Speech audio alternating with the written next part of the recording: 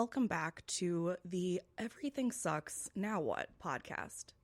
I have been gone for quite a while, and I'm going to get into why and what is due in my life. This is going to be a personal life update episode. Right now, I am sitting in my friend's empty house.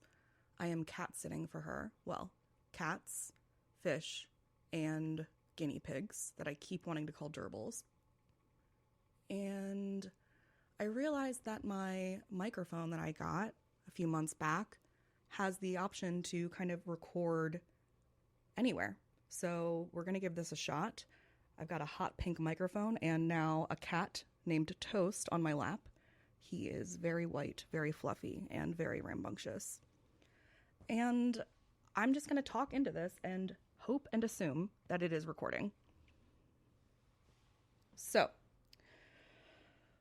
where to even begin? I think the last time I even mentioned my relationship with Matt on the podcast was, I don't even know that I did. I think it might have just been in Substack entries and things, but I was with Matt for almost 5 years. And we shouldn't have been. We should not have been together for that long. I ended up breaking up with him towards the end of November. And we kind of solidified that by December. But I was single on Facebook, whatever that means, in November. And we had some back and forth and things. And it was difficult because we were still living together.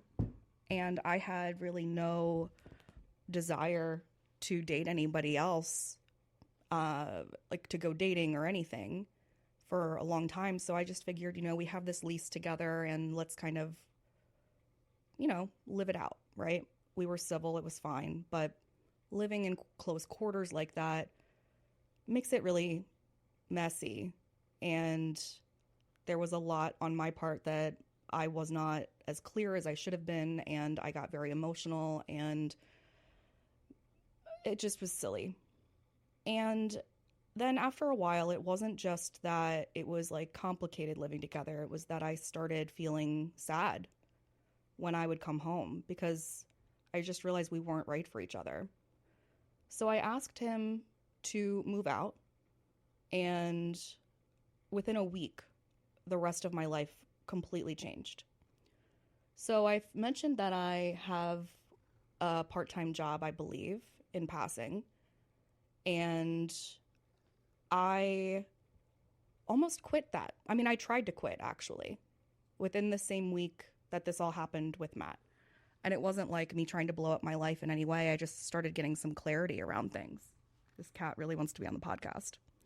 Excuse me, Toast. Excuse me. So I was just not really enjoying the way that things were being run at the part-time job. And I started really questioning, is this worth my time for how much I'm getting paid per hour? Because I can make more through my business. This is supposed to be kind of helpful and supportive and make me less stressed because I'm having more predictable income coming in, even if it's smaller, And then that combined with a lot of circumstantial things at the office made me just say, you know what, I don't want to do anything that I'm just tolerating and dreading, So I called my boss and I told her that I was, that I was done. And they just said, what can we do to keep you? And I said that I wanted to kind of restructure my position and do a lot more of the digital things so that I could do it more remotely and that I wanted a raise. And they gave me everything that I wanted. There were other things in there that, are not as important, but basically I got everything that I asked for and it felt really good. And I'm very grateful for them and how supportive they have been through all of the medical things that I've had this year, as well as the recent upheaval in my life. And I'm very, very grateful to them. So I've been, having this whole back and forth relationship thing with someone that I'm living with. And then I make the final decision to be we're done. We're fully done. And then I a bunch of things happened in that week. It was like the beginning of May. And it was like a windfall. I remember, I don't really do too many like woo-woo things anymore, but once a year at the end of the year, I do one of those like tarot readings for the new year. And I remember the card that was like the lesson that you need to learn. This is it's like a cross, or like a, I don't know, like you don't just pull one card. It's like a whole thing, and each card is supposed to mean something. This is the theme for this year. This is the whatever. And the card that was kind of like, if you ignore this one, you're not going to move forward with anything else. And that card was about not backsliding and staying firm in your decisions, trusting your gut, and then not reversing that out of guilt or obligation or fear. And I thought about that almost a week into all this stuff happening. So the first thing that happens is that I ask him to move out, and I feel complete clarity with that. Like I think before there was a lot of things that were happening where, I don't know, when you are in a relationship for a really long time, you don't want to throw away what you've created, but I realized that what we created wasn't right.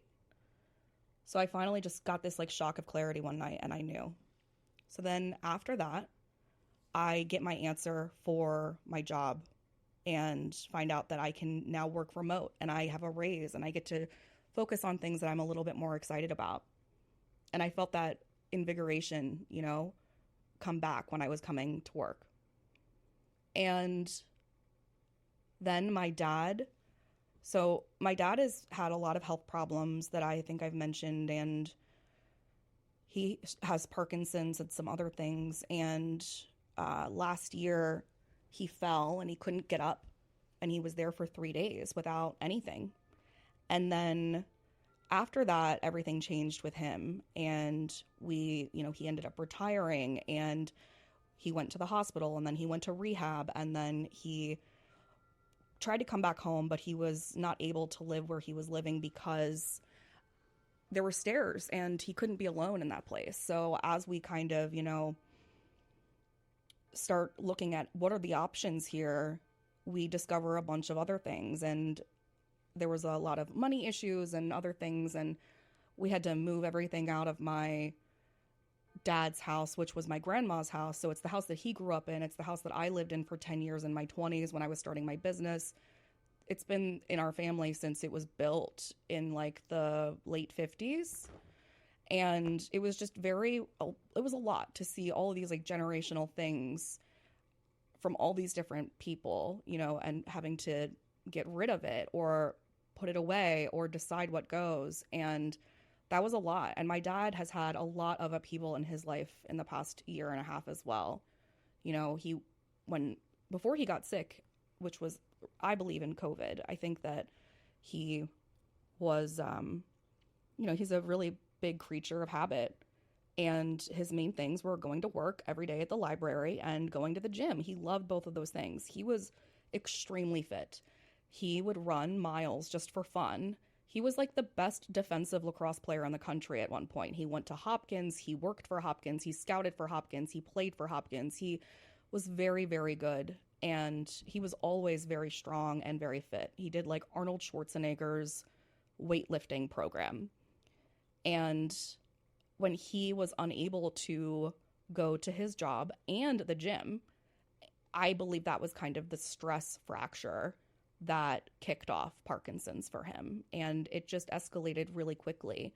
And if you knew my dad before COVID and now, you probably wouldn't even recognize him. It's a very big physical change, both in what he cannot do and how he looks. And that's, a lot on its own.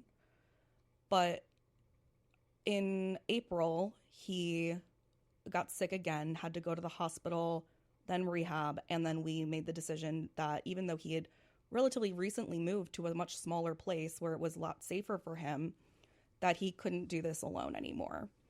And this young, I'm not even 40 years old, but to have to move your dad into assisted living is a really big thing.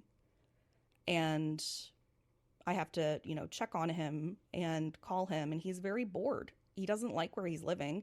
I can't imagine having that much autonomy and independence and bodily functions like stripped from you in such a short period of time. To go from being able to run 10 miles to not be able to stand on your own in less than 5 years is wild, truly. So that's something.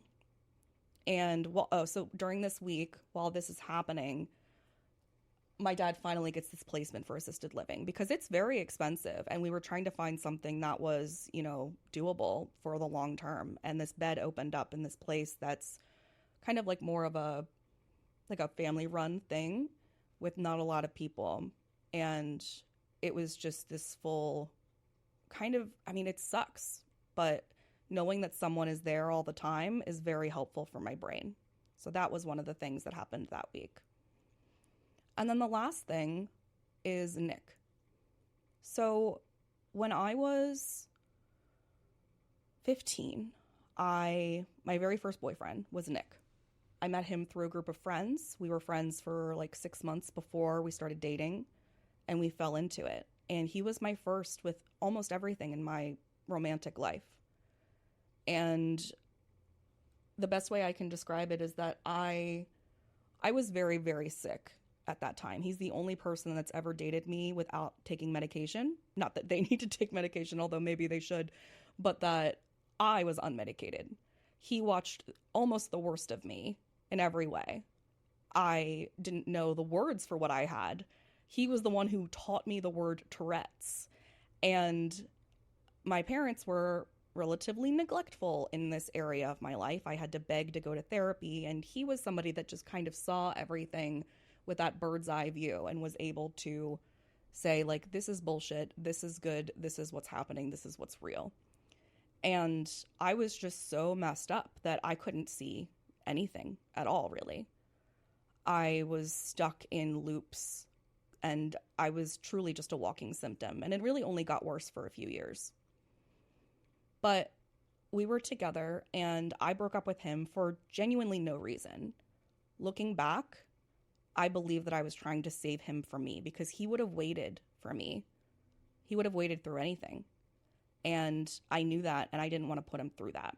So I made up a bullshit reason about, it was like I watched a movie, some rom-com, and I was like, you wouldn't do this for me. And I used that as the reason because I genuinely didn't have one. I loved him very much. And I broke up with him on the phone like a coward and left. And then I did a bunch of other really messed up things after that, where I led him on or betrayed him. And it's very like 15, 16-year-old kind of stuff. And combine that with being very mentally ill and untreated. It makes sense, but it doesn't make it okay. But I never stopped thinking about him. I never had a breakup where after it was done, maybe max with a couple people 6 months later, I was still thinking about them. I always wanted to know how he was. I always wanted to see him. But he was very mad at me, and rightfully so. And I think both of us kind of did this thing where we just wanted to protect ourselves from getting hurt again because we were worried we were going to destroy each other. And looking back, we would have. If I would have stayed as a teenager or gotten back with him in my early 20s, we both had a lot of work to do on ourselves, and it would have imploded, and it would not have been a stable ground to return at any point in the future. So, let's see. I've never not thought about him. Like I said, I actually started having these dreams about him, and I stopped dreaming almost exclusively. Like, I pretty much just have nightmares and these dreams about Nick. And in the past 5 or so years, they've gotten very strong, or they did. They were very strong. They would come in bursts, and he would come into my dreams and basically tell me that he wanted to run away with me. And I just figured that I was, making this up and whatever. And I still, maybe I am. It's just a dream. But it was so vivid and so real, and the only thing that I would remember upon waking, if they happened, that it just felt very visceral. And I was honest with people that I dated that, if we went through histories of dating and all of that, he's the different one. He was the one that got away. I was very honest that I thought I still loved him and I probably always will. It's not an active thing, especially because he wouldn't speak to me. So it was also safer for people to hear that that was the case. It was something from I wasn't even an adult yet, and all this stuff. And, and then he gets married. He got married. He had 2 children. It was not a thing, right? So speaking of that, when I'm around 25 years old, I was hanging out with this group of friends that was a group of friends that he and I shared. And I kind of reconnected with them, and one of them put on this Halloween party. And it was this really big blast in this huge field, and there was all these decorations and activities, and it was a really big, wonderful party. And I was really excited to get invited for the first time because I wasn't close enough with them in the previous years to go. And I hear that Nick is not coming because I'm there. And it made me feel really sad because I wanted him to not have to not do something because I was there. But it also kind of made me mad at the time. I was like, come on. It was like 10 years ago and you're married with kids now. I think we can share a field together. But then it kind of like went away. And then the next year, the same thing happened. And after that party, I was at a diner with some friends, and most of them knew who Nick was in the story, and one of them didn't know. Looking back, it's very interesting to realize this person, because your name's Mike Dawson. Hi, Mike. I kind of miss you. But regardless, I thank you very much for the story that I'm about to tell, because weirdly enough, Nick knew Mike and just at a different time. So Mike actually knew the story of Nick and I. He just didn't realize it was the same people that were telling the story. And anyway, I'm at Honeybee Diner and I'm telling this story because Mike is like, wait, I don't get it. Can you go back? And he just kind of made me go all the way to that beginning. And I told the story in order. What we were like when we were dating, how we broke up, the weird shit that I did after. And I kind of ended it with, so like, I don't get it. Like, it's been 10 years. Why can't we share a party? And he looked at me with his mouth open in that booth. And he said, I don't know how to tell you this, but you're the asshole. You realize you're the asshole, right? And I pushed back, obviously. I was like, what? No, this is ridiculous. I was a kid, da-da-da. And then I sat there and I thought about it and I heard it in a more objective perspective way. And I was like, oh my God, I am the asshole. I am the villain. And then I started realizing, I don't know, still, every relationship that I've had that's ended, it's been usually them doing something crazy. I have a weird story for everybody, whether they were cheating or a con man, or I was the other woman and didn't realize, or they had 2 houses in another state, like just weird stuff. But I mean, Nick was never like that. He didn't do anything. And I was not just the one that did something, but I just ruined everything. So I have this huge guilt on my conscience, and I am so sorry. And I want to apologize to him. And I don't know how, because he won't even go to a party with me. How am I going to see him? I start writing poetry and imagining what it would be like to write a book just to dedicate it to him and hope that he saw it. And I would just fantasize about how I could apologize to him. And I never asked one of my friends to kind of like be in that position for years. I never did. And then around 2024 and 2025, my dreams start getting really intense. This isn't something that I'm thinking about in an active way every day, by the way. I'm not like waking up every day being like, oh my God, I hate my life and I wish that I was with Nick and I hate the guy that I'm with now. Like, that was not it at all. Looking back, there was definitely like a subconscious thing going on for sure. But it wasn't like I woke up every day being like, how can I don't know. It wasn't like that. But the dreams were what made me really kind of reinvested, I guess. So these dreams get really intense, really close together in these chunks. And then I reconnect with that same friend group from the party. one of them in particular. And this is in 2025. And we're having like this, reconnection conversation. And then we go through everything. And I don't think it was that night. I think it might have been the second time I hung out with her. I mentioned, like, do you still see Nick? And she said, yeah, I do. And I said, I don't want to put this on you, but like, if there's ever a point where you think he would be willing to hear me out, I would love to apologize to him. Now, at this point, I don't know. I assume that he's married and happy and hates me, and that there's no chance. And I find out that he is divorced. And she's like, I don't know that I can't tell you anything, but he is going through a really hard time right now, so I don't know that it's the right thing. And I said, okay, that's fine. But finding out that he was single made my heart flutter. And then she said that she was going to ask him, and she did, and she got back to me, and he basically told her everything. It was very honest and vulnerable, and said that I broke his heart and that he would be willing to hear me out. But she didn't like give us the numbers for each other, because he was still processing some stuff, and so was I, and she was being very protective and a good friend, and didn't give either of us the number, but we both thought that she was going to. So then like another 6 months goes by, and my relationship has ended. He is single. Neither of us are dating anyone. And I'm bored one night, and I make an OkCupid profile out of all of them. I mean, honestly. That one still exists, apparently.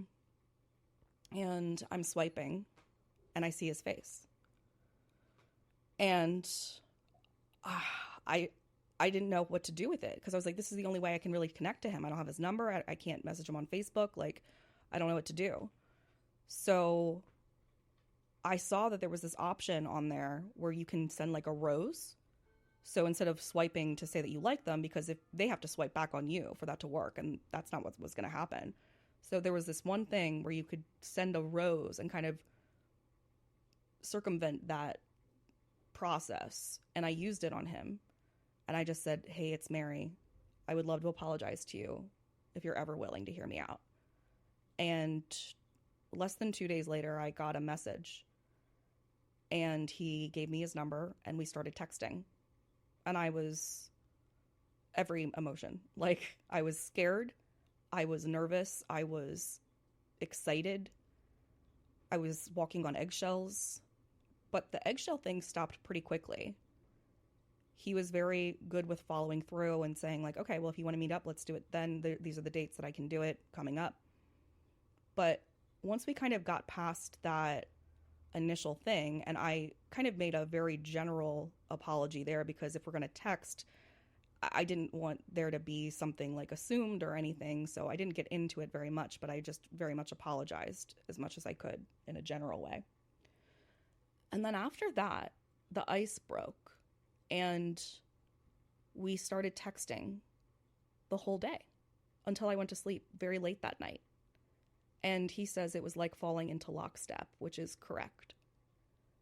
It was like nothing had changed, no time had passed, and we just didn't stop texting. And then 3 days later was when our schedules lined up for me to come over. I went over, we had the actual talk. I apologized. We went through the entire history. We verified like everything, we really dug up everything. We went on a date, and then I did not go home. And I basically haven't been home, which is really wild. And there's multiple reasons for that, but a big one is him. So I don't know.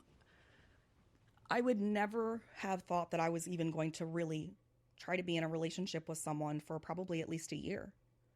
That was kind of how I felt about relationships and dating and all of that. Obviously, I made an OkCupid profile, but there's different kinds of dating, and also sometimes just curiosity,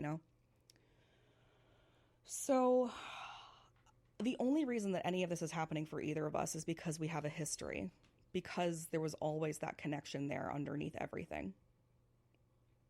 And the beautiful thing really is that we have grown so much in ways that we needed to to complement each other and balance each other and do those things for ourselves as well.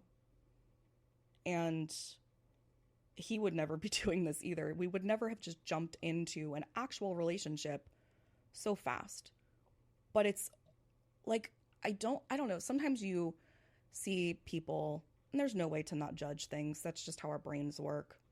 But I don't know. You see someone that like moves in with someone after like 2 weeks, or they start forcing language like they have a stepkid and they're like, this is our daughter, or I don't, it's like they're playing house on purpose, you know, to impress someone, like taking a yacht photo and posting it on Instagram.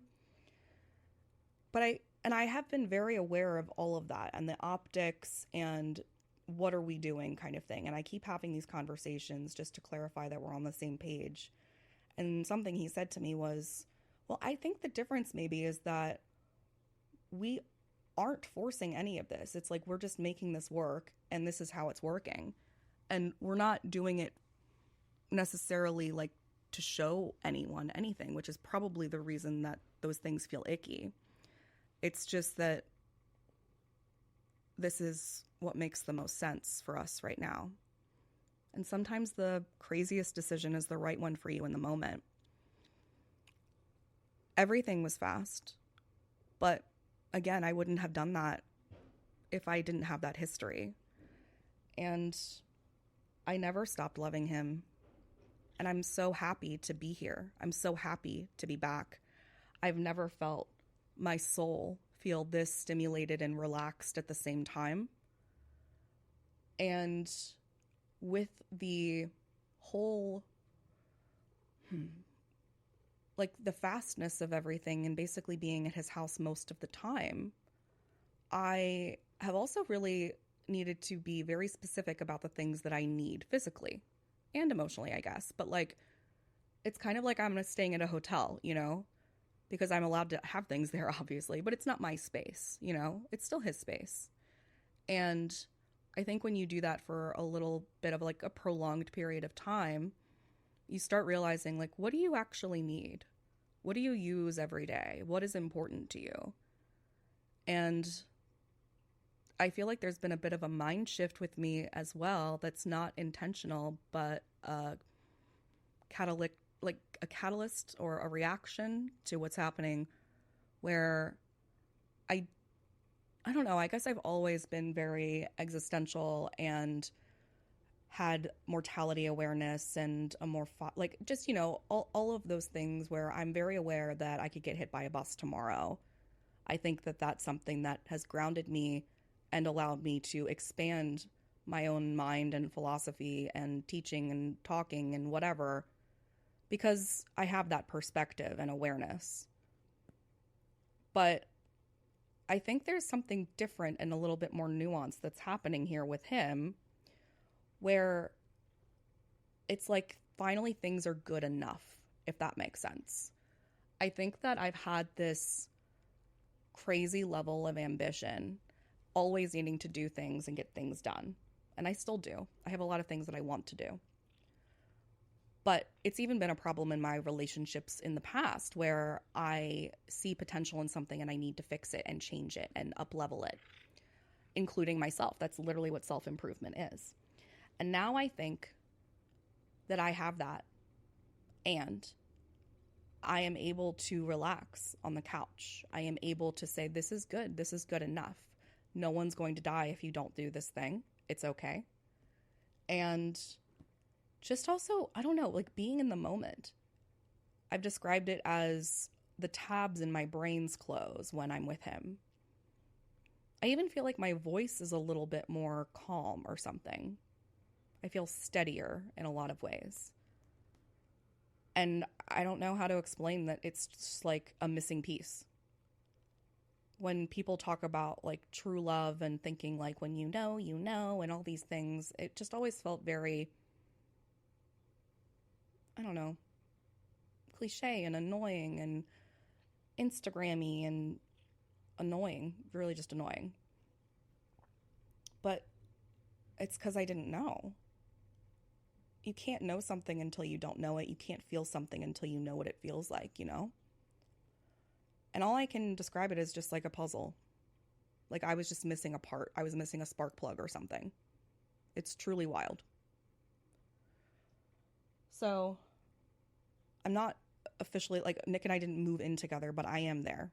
I've even brought Mitzi over this week because it's 45 minutes of a drive to check on my cat, and her not being with me when she's bonded to me it's a lot. So there's a lot happening right now. I had all those things happen in that week, and that was a lot. And oh my gosh, this cat is really just not being very helpful to me in this moment. So those were the things that happened in that week. And then let's see. What else has been happening? I mean, living like a nomad slightly is stressful. I'll say that. Like, again, I can have things there. I have things on the bathroom counter and the kitchen and stuff like that. But again, it's still not my space. That's different. I have a whole house at my house. Matt is still living at my house. And, we have to figure that out too. And there was also a lot of things that happened with my ex as well. He was really okay with, me breaking up with him. I think he thought that maybe I would come back like I had before, because I've broken up with him many, many times. But when he found out that I was dating Nick, and also he knew who Nick was, like I said, I never lied about that. But I just never thought it was an option. And when he put that together, he lost it a little bit, or a lot of it. There was a lot of things that happened at my house that made me feel not great. And we can just leave it at that. So there's the reason that I'm not at home and brought Mitzi isn't just because I want to be with Nick, because I do. But Nick can't really come to me because Matt is still there. And I don't want to be in the house at the same time as much as humanly possible for my mental health, and we'll just say that. So I was like going through this whole thing where I, being a nomad and being without my cat, visiting my dad in assisted living, the shift in my job and going fully remote. And then we have like, I don't know, like Nick has kids. That's a crazy thing. I love them. They're very cool. I like them a lot. They're actually very good kids. But I've never dated someone with kids. I never wanted someone with kids. It's not something that I was in my plan by any means. But I don't know how to explain that there's nothing that he could do that puts me off. I wrote that there's nothing that I couldn't love, forgive, accept, and love again. And I don't know how else to explain that. Like, I just don't think that I've ever really understood unconditional love. I did not have a model for it by any means. I've had maybe some people that have felt that towards me, but I've never really felt it towards anything except maybe Mitzi, my cat. And now how I feel about this is really, it's crazy. And I can't not always do the other side of things, which is why I'm like, no, I know it sounds crazy to move fast and be in a relationship and do that so quickly. Like, I'm aware of all that. And I don't know, at the same time with the unconditional love thing, it's like, I don't know. It's just weird. I guess I lost my train of thought. There's no editing on this because I'm not doing it. I was talking about Nick's kids and just how I remember Matt asking me in this like kind of post-mortem discussion. He said something and I said something about his kids, and he didn't realize that Nick had kids. And he was like, but how are you going to do that? And I said, I don't know. It doesn't bother me. Like, he was just perplexed, because if he would have asked me a year ago or 5 days ago before that if I wanted to date someone with kids, I would have said no. But it's like nothing matters in a good way with him. Oh, that's what I was going to say. That, like, on the other side of it, I think that I've always advocated for, self-acceptance and self-improvement simultaneously. But it's like,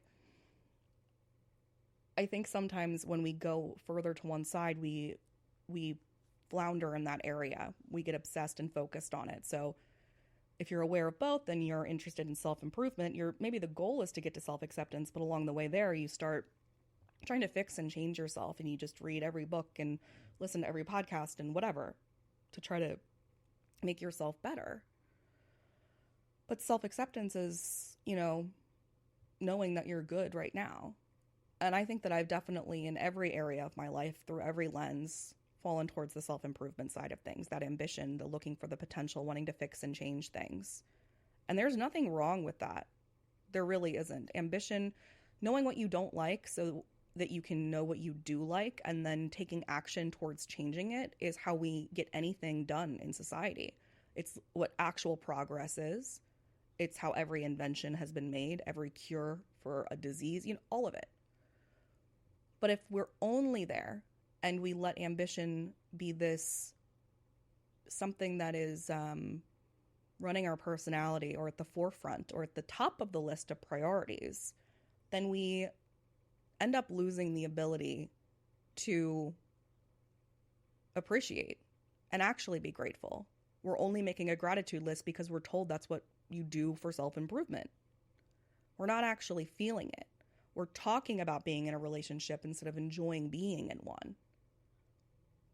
We're talking about life instead of living it. And there's just something about moving closer back on that spectrum towards acceptance that allows you to say, no, this thing is actually bothering me, and I'd like to do something about that. But it's also okay as it is right now. Would I like to have my full studio at Nick's house? Yep, absolutely. Don't have to think about it. But am I okay right now? Yeah.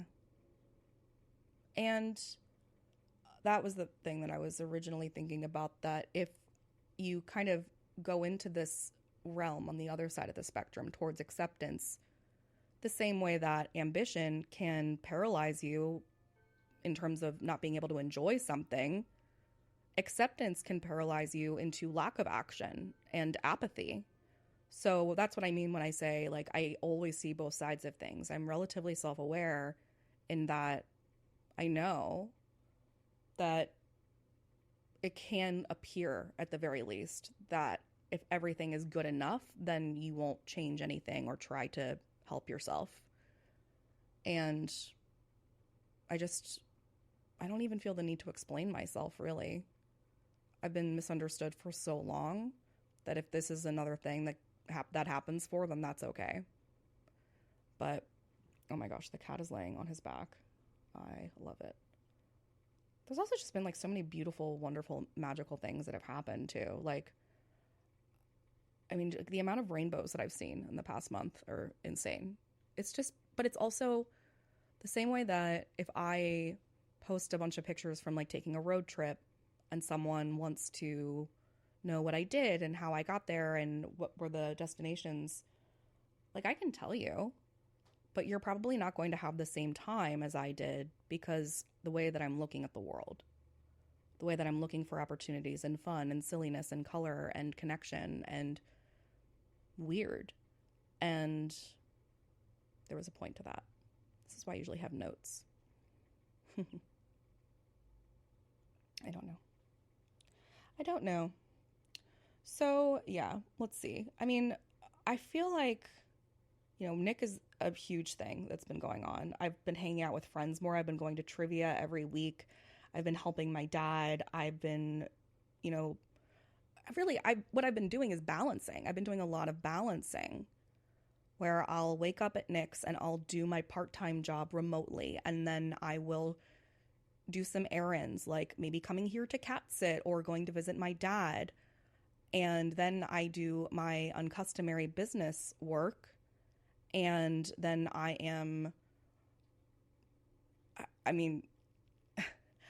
there's a lot of different things that I'm kind of I've got the plate spinning, knowing that my ex still lives with me, bringing my cat here in this past week has been a big thing. Always having my dad on the back burner of my mind. Always being in pain. That's another thing. The endometriosis is it's wild. In 2024, I got that surgery and it made it worse. And I hate that doctor. I'm very glad I had the surgery because if they hadn't found that, or if they hadn't done that surgery, then I wouldn't have found the laminin tumor, which would have killed me very quickly. But the endometriosis is it's just there. And the pain gets worse every 6 months. It just increases. And I'm already at the point where when I'm ovulating and menstruating, the level of pain that I'm at is like when someone is in labor. And I'm just walking around like that in pain most of the time. Most of the time. And I always had like the idea of a hysterectomy in the back of my mind as an option, as like a, fail-safe kind of thing. And it's been so bad. And also being with somebody that hasn't seen it before, it's also like, I don't know if you've ever hung out with someone new or gone on a date or something and you tell a story and you're like, isn't that funny? And they're like, no, that's horrifying. That's trauma, darling. And you're like, oh, I thought that was funny. And that's kind of like what this has been like as well. Like having someone witness the pain through their eyes, like in a new way. It's like watching a movie with someone who's never seen it, even though you already have. You're like, oh yeah, this isn't normal. And most of the time I don't even say anything because like I'm in pain right now. I'm not talking about it. It's like, because I don't want it to become my personality my whole life. And if I constantly complained or didn't do something because I was in pain, I would never do anything at all. But there are parts of the day and parts of the month that are excruciating, to be kind about it. But anyway, I always had the hysterectomy as like a backup plan. And then I found out that basically 3 out of 5 people that get hysterectomies with the intention to eliminate endometriosis pain, it doesn't work. And there's multiple factors that can contribute to the likelihood of that. And I have all of them.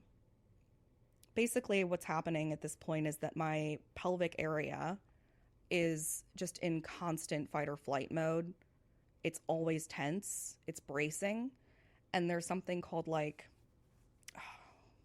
I always get the 2 things mixed up. It's like centralized sensitivity or something. But basically the idea is that when part of your body that is coming from your nerves and your spinal cord is in constant fight or flight, even if you were to like chop it off and completely get rid of it, like a hysterectomy, your body still sends the pain signals because it's just used to that now. It's like a phantom limb that itches, but it's pain because it's just the baseline now. So knowing that not only is it unlikely to work for me as a last resort, but that there would also be incredible additional complications because you're putting yourself into menopause early, because I would also get my ovaries removed because I also have PCOS. But the lack of estrogen would be a huge thing. And also with the kind that I have, like it can continue to grow. It's on every organ. It's not just outside my uterus. It's everywhere. So we would have to exercise everything, then do the hysterectomy, then get rid of my ovaries and hope.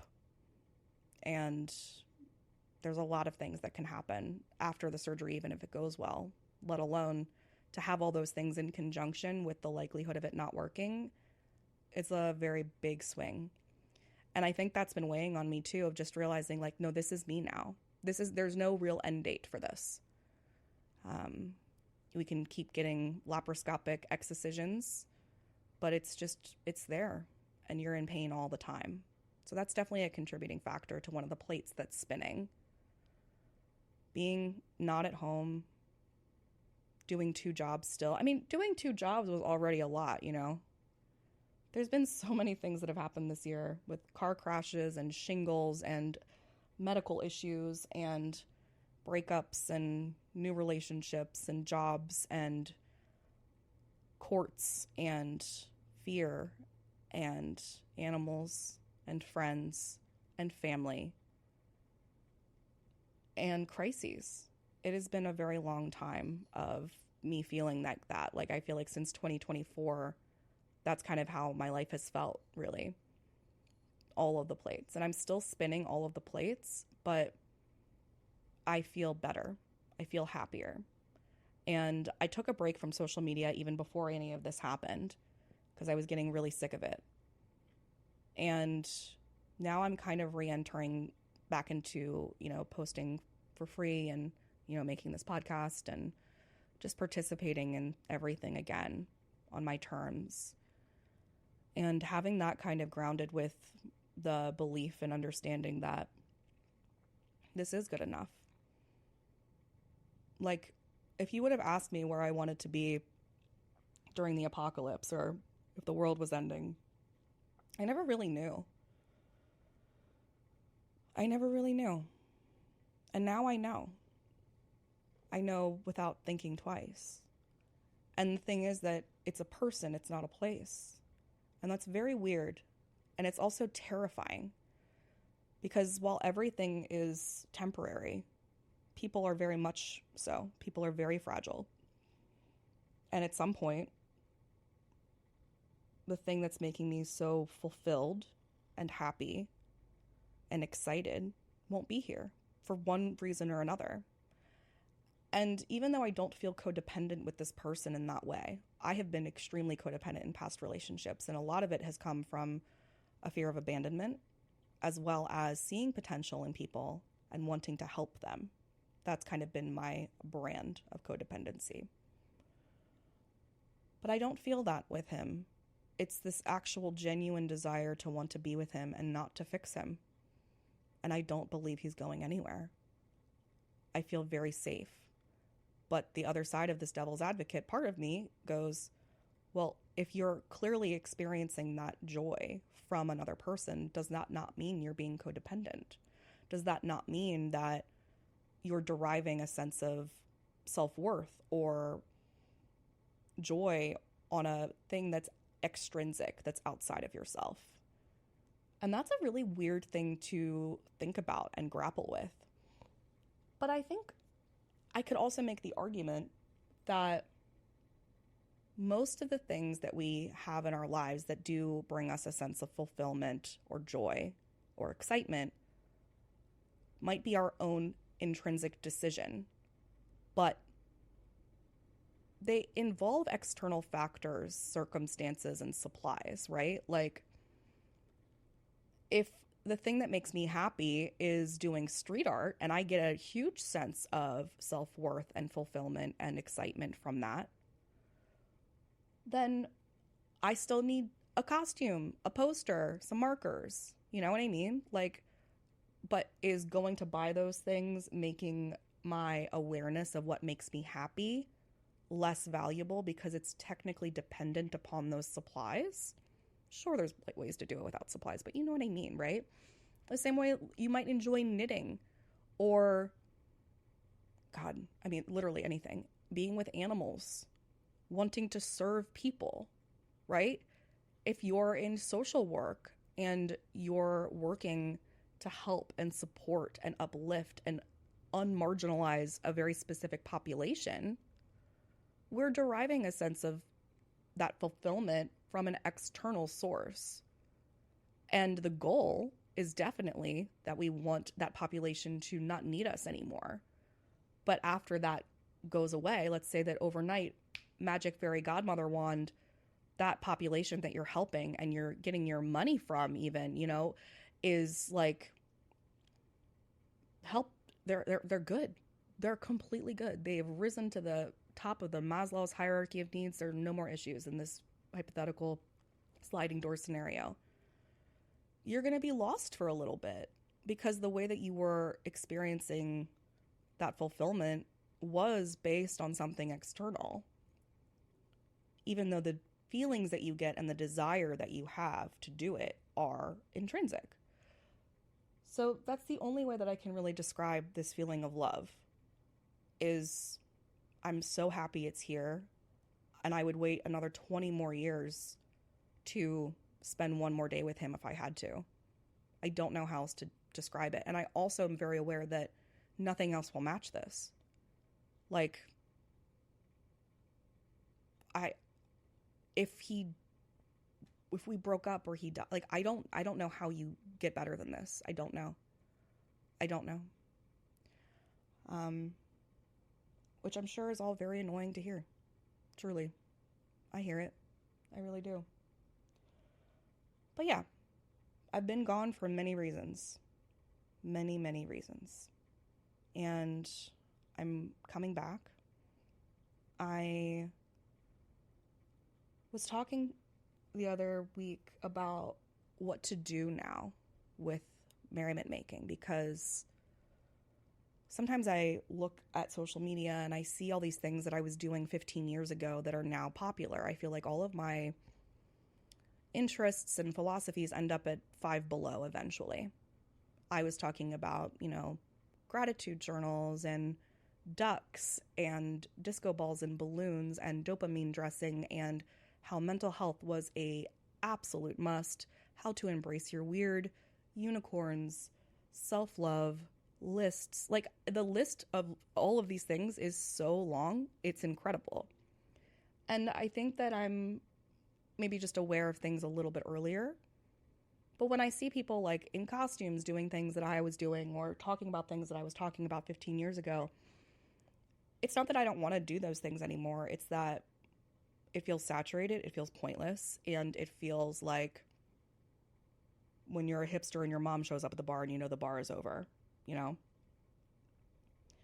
And I was thinking, like, what is it that I want to talk about now? What is the thing that is more important to me? And I think that I've actually kind of already made that transition a little bit, even just renaming this podcast and being like acknowledging what is happening really, instead of being like a happy self-love podcast. It's both. Like, I think the answer is that we're getting rid of self-improvement. Like, self-improvement is dead in the way that it was before. It's something that made billions of dollars preying on the insecurities, and it's always been at the bottom of my philosophy. But I want to be way more clear and, I don't know, poignant about it now, that you are not here to fix yourself. You are not here to self-improvement. The only kind of self-improvement that needs to be done is shedding. That's the answer. It's not reading another book. It's not taking another class. It's not learning a new thing. It is unlearning all of that other shit that you've done, all of the trauma that you've felt, all of the masking that you've had to do, all of the fear, all of the anger, all of the hiding, all of the shame, all of the guilt, all of the obligation, all of this. It's like we come in as a person to this world like the Tootsie Roll inside of a Tootsie Pop, lollipop. And then we experience something awful, and now we have that memory and also an avoidance to not experience something like that again, which also gets coupled with fear and guilt and shame and all these other things, right? Trauma. So we get this like casing of candy that hardens around us as a Tootsie Roll. And then we're told that we're too something, not enough of something, whatever. So we're like, oh, I shouldn't do that around people if I want to be loved. So then we get another layer around the Tootsie Roll. And things keep going. We people please. We say yes. We don't put up boundaries. We try to help people at the expense of ourselves. We run. We avoid. We self-sabotage. We have more trauma. We make bad decisions. We get addicted. We do all of these things. And the layers just keep on adding to the Tootsie Roll until it is eventually a giant lollipop. And you can get back to the center. You absolutely can, but you have to stop adding and you have to start licking or crunching the fuck down to get to the center. How many licks is it going to take to get the center to the center of yourself? How many licks is it going to take to get to the center of yourself? It is not about adding things and taking more things and learning more things and whatever. It's about scaling back, unlearning, and remembering who the fuck you are when no one else is in the room. And then once you get back down to that center of that Tootsie Roll, that is just you, your core, your essence, then instead of adding things to it, you amplify it. You're not here to change the form of being a Tootsie Roll, but you can fucking put a bow on it. And if your Tootsie Roll is long instead of round, then you talk about how long you are and how that's different and unique. You know what I mean? I've never been here to try to get you to change into being something. I want you to not fix yourself. I want you to remember who the fuck you are and then turn your weirdness and that thing that makes you unique at your core up to 11. Turn the magic up, turn the weirdness up. That's what I want.